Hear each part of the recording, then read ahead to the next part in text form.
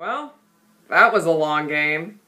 Welcome to A Fan Divided. I'm Holly Mandillo. And last night, the Red Sox and the Angels played the game that just wouldn't end. In fact, it may still be going on.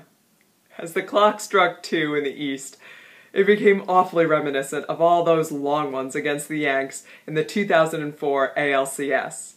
But, unfortunately for the Red Sox, this time, the baseball gods were not smiling on us.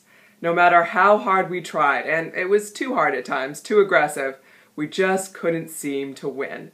Every little thing was going the Angels' way, whether it was the ball bouncing off the third base umpire back to Ibar so we could throw Cameron out at third, or the wind pushing back Youkilis's would-be game-winning home run.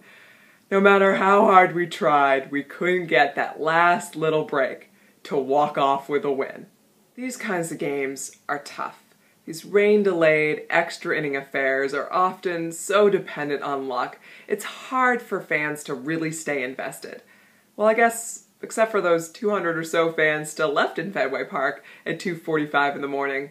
Man, you gotta give them credit. It must have been so miserable. Yet they were there, screaming, serenading Uke, taunting Torrey Hunter, doing their best to affect the outcome of the game. And they must have been so cold. Well, maybe not. They did spend probably most of the 2.5-hour rain delay drinking.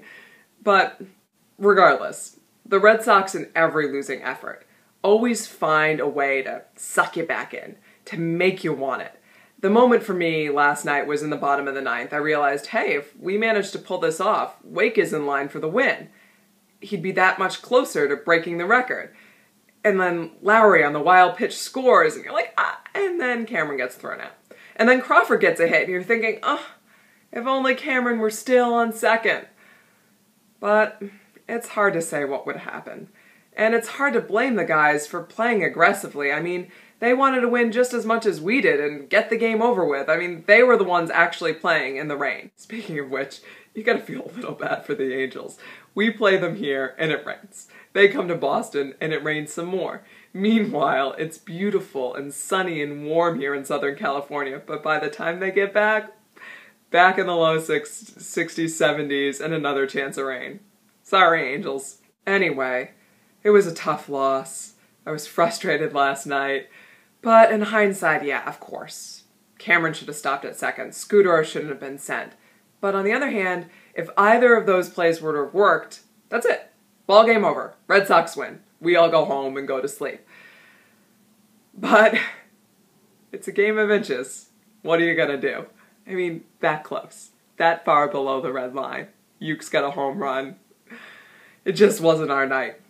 Wasn't our day either. The Red Sox, all on short rests, got pummeled. I mean, the bats had reason to be tired, but what was Lackey's excuse? With the loss, the Red Sox drop yet again to the bottom of the American League East. But, you know, we're not that far out either, and after these 3 games against the Twins, we have 7 straight in the division, including 3 in New York. It's make it or break it time. Regardless of what ends up happening this season, I found one thing we can all root for. Tim Wakefield breaking the record, getting 14 wins, reaching 193, and becoming the most winningest pitcher, if that's a word, in Red Sox history. I know it's a long shot. He's probably not going to get that many opportunities to either start or come in from the pen with the chance to get the win. But we're rooting for you, Wake. You know, we've blown 2 chances on you, the start against Seattle and then last night. Maybe if we make this our focus, all the rest will just fall into place. Who knows?